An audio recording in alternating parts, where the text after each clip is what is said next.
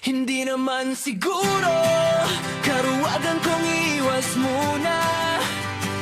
Matagal ka na rin kasing nakikipagdigma sa mga problema. Ilang beses na rin ito, muntik ang pag-iwalayin ang iyong pagkatao't kaluluwa. Ang totoo minsan ng sarili mo'y hindi mo na rin maisalba.